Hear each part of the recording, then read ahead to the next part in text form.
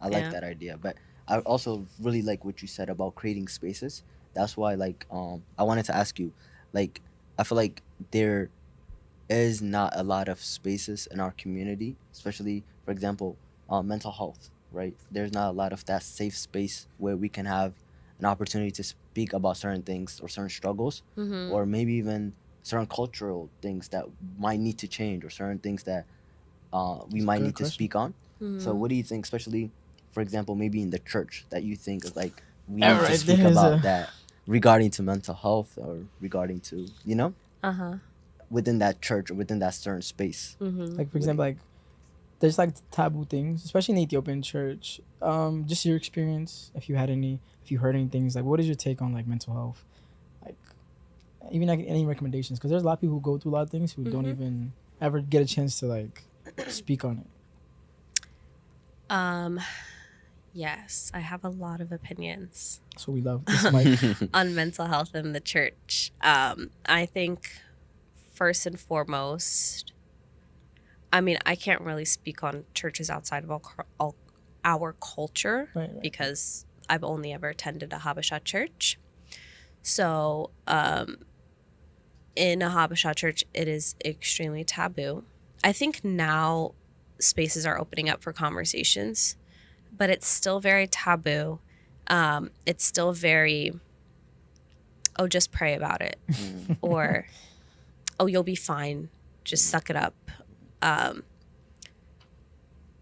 I'm not saying prayer doesn't work. Right. I don't want to be misquoted here. yeah, Prayer definitely works. Yeah. However, I think just like when we have a broken bone or when we, if we have a gunshot wound, we're not going to just pray about it, right? We're going to pray about it, but we're also going to go see a doctor. We're going to get our behinds into the hospital because it's a gunshot wound, Right. right? It's 100%. killer. Yeah. If you leave it be, it's going to bleed out and you're going to die. Yeah.